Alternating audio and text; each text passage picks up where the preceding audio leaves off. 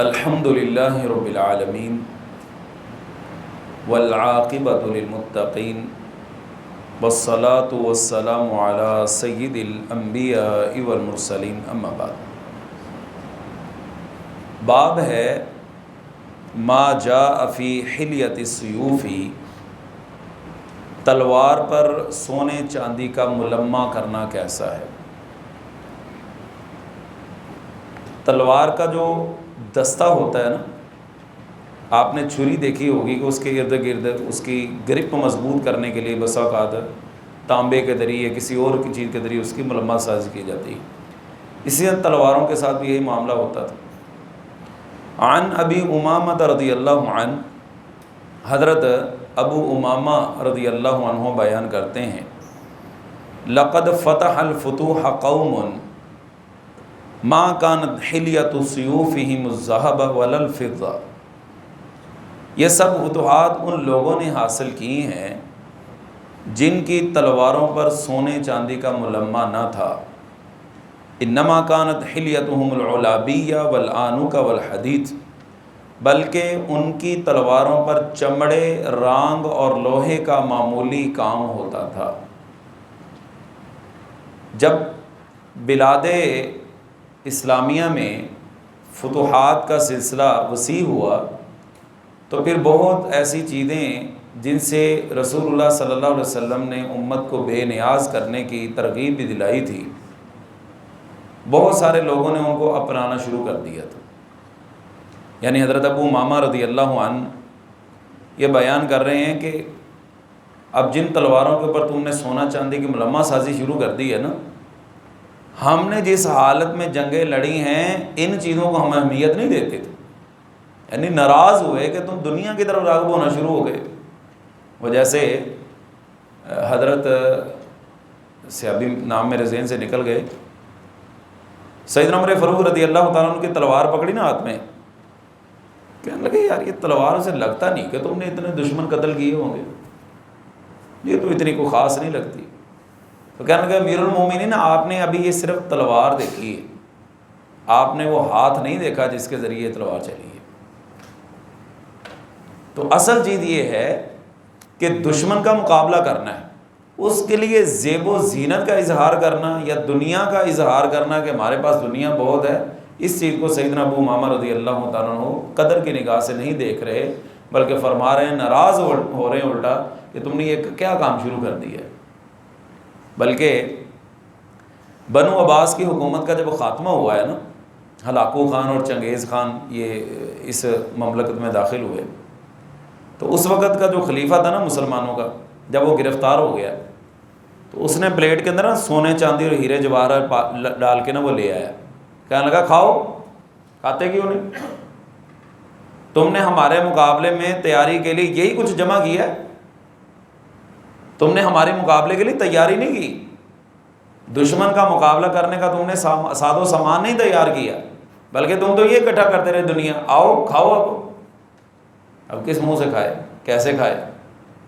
تو جب ترجیحات بدل جاتی ہیں نا، انسان کی ترجیحات بدل جاتی ہیں، پھر انسان کے مقاصد بھی بدل جاتے ہیں۔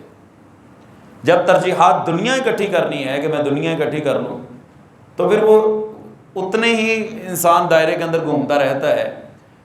یقین جانیے ان چیزوں کا بڑا اثر پڑتا ہے۔ آپ عرب خواتین کے بارے میں پڑھ کے دیکھیے کہ وہ اپنے بچوں کو بچپن ہی سے کیسے تیار کرنا شروع کر دیتی تھی،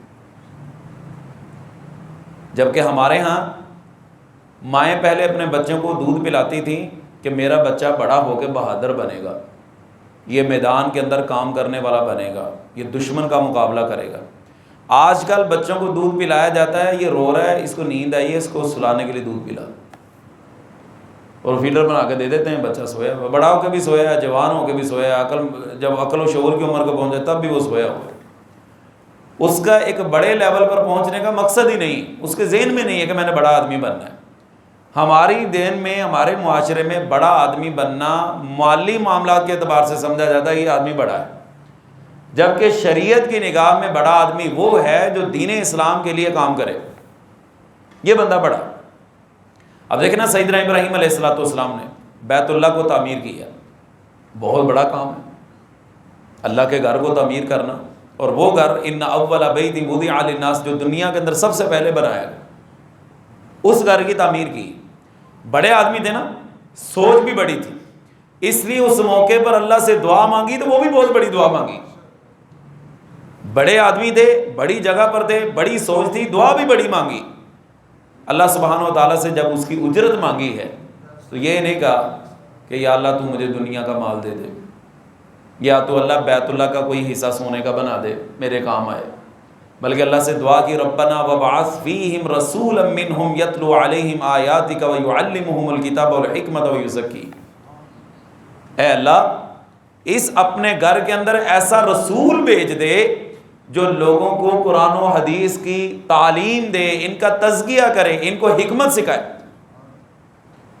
اور آپ جانتے ہیں سیدنا ابراہیم علیہ السلام کو دنیا سے گزرے کئی سال گزر گئے تھے، کئی سال گزر گئے، بیت گئے کئی سال، اور صالحہ سال گزرنے کے بعد اللہ سبحانہ و تعالیٰ نے اپنے اس خلیل کی دعا کو قبول فرمایا، اور جناب محمد الرسول اللہ صلی اللہ علیہ وسلم کی شکل میں، آپ کی صورت میں اللہ تعالیٰ نے وہ دعا قبول فرما کے آپ نے بھیج دیا۔ آپ صلی اللہ علیہ وسلم فرمایا کرتے تھے میں اپنے باپ ابراہیم کی دعا ہوں، میں اپنے باپ ابراہیم کی دعا۔ اور یہاں سے یہ بھی پتہ چلا کہ بعض اوقات مانگی گئی دعائیں انسان کے دنیا سے انسان گزر جاتا ہے، کئی سال گزر جاتے ہیں، صالحہ سال گزرنے کے بعد دعائیں قبول ہوتی ہیں۔ اب حضرت ابراہیم علیہ السلام کو گزرے ہزاروں سال گزر گئے، اس کے بعد جا کے دعا قبول ہوئی۔ اس لیے دعا کے 3 درجے بتائے گئے نا، ایک تو ہوتا ہے فوری طور پہ قبول ہو جاتی، دوسرا دنیا کے اندر زندگی کے اندر کچھ تاخیر کے بعد جا کے قبول ہو جاتی، اور بعض اوقات ایسا بھی ہوتا ہے کہ انسان چلا جاتا ہے، صدیاں بیت جاتی ہیں، پھر کہیں جا کے دعا قبول ہوتی۔ دعا اس کی کہیں جاتی نہیں ہے، رائے گاہ نہیں جاتی، یا اللہ سبحانہ وتعالیٰ آخرت کے لیے ذخیرہ کر لیتے۔ ایک تابعی کے بارے میں ملتا ہے، کہنے لگے کہ مجھے ایک حاجت تھی، ایک ضرورت تھی، میں نے 20 سال اللہ سے اس حاجت اور ضرورت کے لیے دعا مانگی، نہ میری وہ ضرورت پوری ہوئی اور نہ میری اللہ سے امید ٹوٹی، میری وہ حاجت بھی پوری نہیں ہوئی اور اللہ سے میری امید بھی نہیں ٹوٹی۔ اور ہمارے 20 منٹ گزر جائیں دعا قبول ہو تو کہتے ہیں میری تو دعائیں نہیں قبول ہو رہی، حضرت پتہ نہیں کیا بات ہے، دعائیں کیوں نہیں قبول ہو رہی؟ یہ دعائیں قبولیت کے لیے کچھ وقت مانگتی۔ اللہ سبحانہ و تعالیٰ اپنے بندے کے لیے کوئی ماڑی چیز پسند نہیں کرتا، اس لیے اللہ سے جب مانگا کریں نا دعا کے لیے تو اللہ سے تھوڑا نہ مانگا کریں، وہ رب العالمین ہے، اس کو بندوں کے اوپر قیاس نہ کریں، اس کو بندوں کے اوپر قیاس نہ کریں، لیسا کمثلہ شیء، اس جیسا کوئی بھی نہیں ہے۔ بندے سے تو انسان بسا اوقات کہے گا نا مجھے 5000 دے دے تو وہ 100 روپے کا نوٹ نکال کے دے گا، میرے کو نہیں۔ اللہ سے مانگیں گے نا وہ 5 سے بڑھ کر دے گا،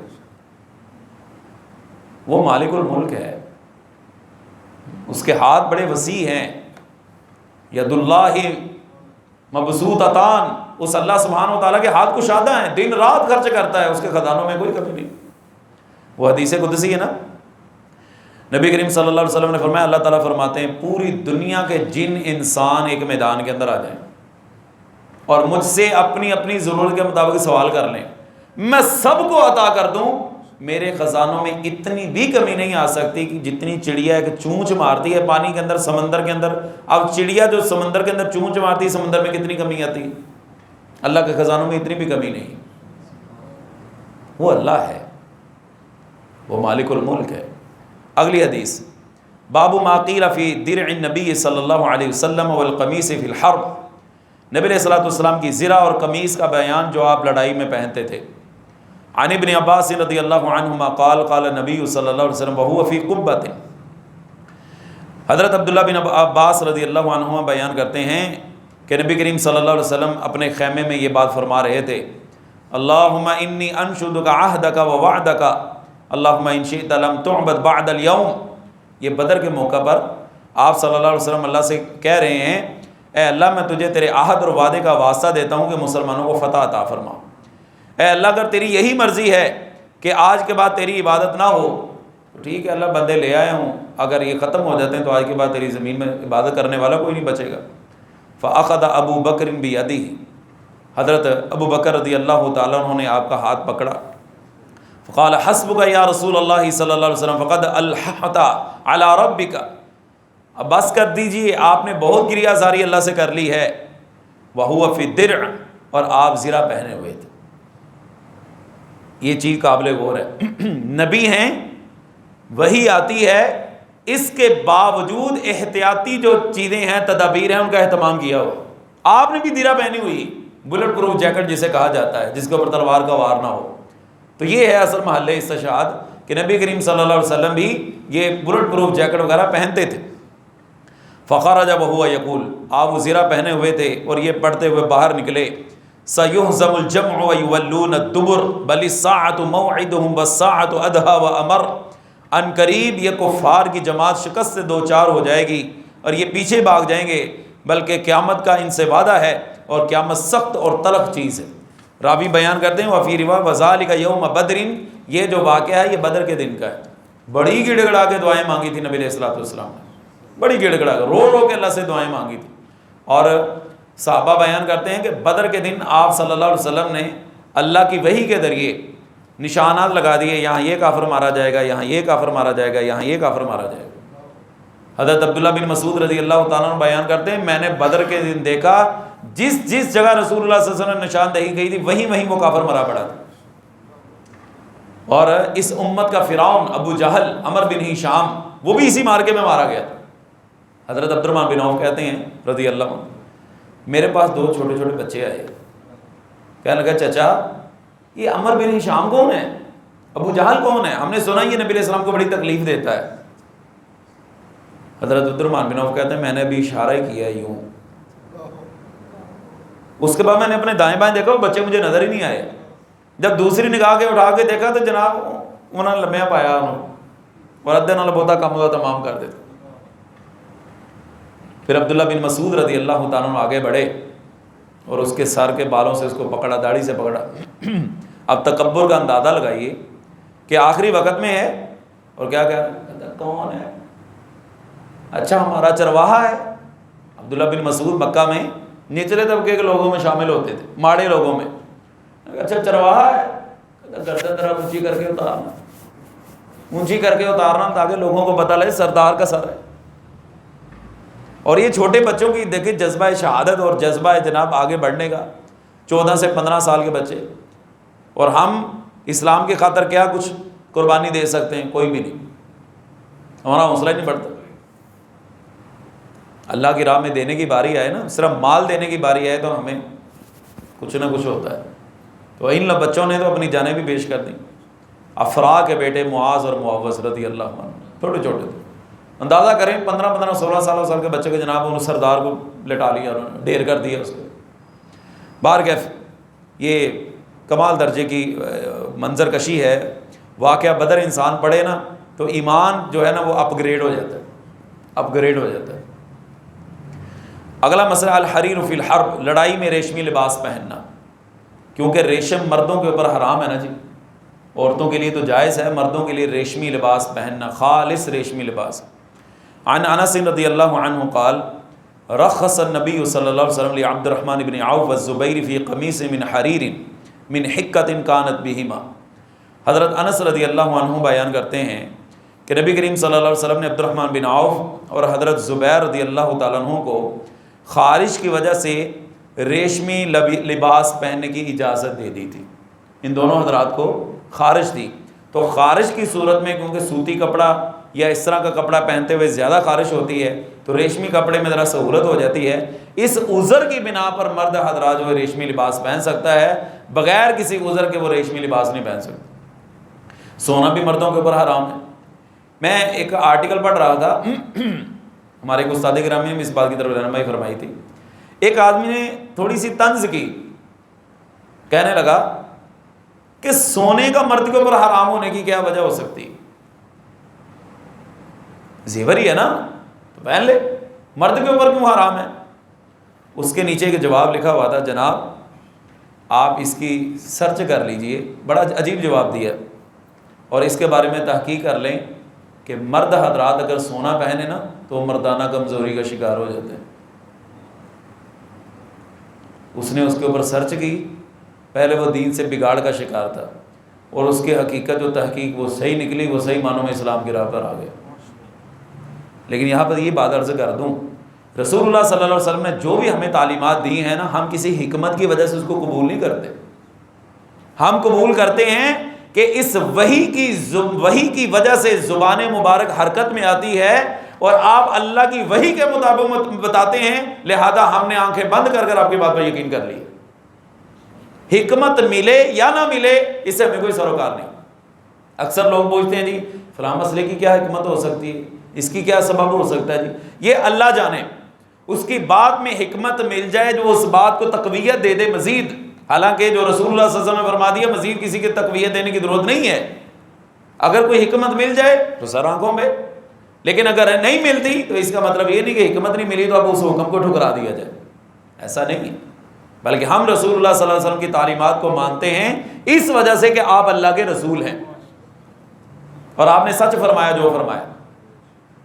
یہ زمین تو اپنے محور سے ہٹ سکتی ہے، سورج چاند بے نور ہو سکتے ہیں، لیکن آقا انعامدار جناب محمد الرسول اللہ صلی اللہ علیہ وسلم کی زبان مبارک سے نکلے ہوئے کلمات کبھی غلط نہیں ہو سکتے، کیونکہ آپ سچے، اللہ تعالیٰ نے آپ کو سچا بنا کے بھیجا ہے۔ اور اس صداقت اور امانت کی گواہیاں غیروں نے بھی دی۔ جادو وہ جو سر چڑھ کے بولے، وہ کتاب جو 100 عظیم شخصیات کے نام پر ہے، وہ عیسائی اس کا مؤلف، وہ کہتا ہے میں مجبور ہو گیا اس بات کے اوپر کہ پہلے نمبر پر جناب محمد الرسول اللہ صلی اللہ علیہ وسلم کو ذکر کرو، اس لیے کہ میرے پاس اور چارہ ہی کوئی نہیں ہے۔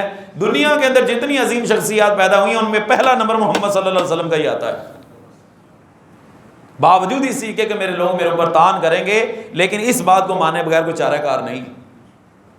لہذا رسول اللہ صلی اللہ علیہ وسلم کے جتنے بھی احکامات ہیں ہم اس لیے ان کو مانتے ہیں کہ آپ نے اللہ کی وحی کے ذریعے ہمیں بتائے۔ اس کی حکمت مل جائے تو ٹھیک ہے، نہ مل سکے تو ہمیں اس کو خریدنے کی ضرورت نہیں ہے۔ اگلی حدیث بھی اسی سلسلے میں ہے کہ انہما شکوا الی النبی صلی اللہ علیہ وسلم، ان دونوں اصحاب نے نبی علیہ السلام سے شکایت کی، یعنی القملہ، جوؤں کی شکایت کی کہ ہمیں جوئیں ہیں جس کی وجہ سے لباس پہننا بڑا مشکل ہے۔ فَأَرْخَصَ لَهُمَا فِي الْحَرِيرِ، تو آپ نے اپنے ان اصحاب کو ریشمی لباس پہننے کی اجازت دے دی۔ آج کے لیے اتنا ہی ہے، باقی انشاءاللہ کل پڑھیں گے۔ وآخر دعوانا الحمد للہ رب العالمین۔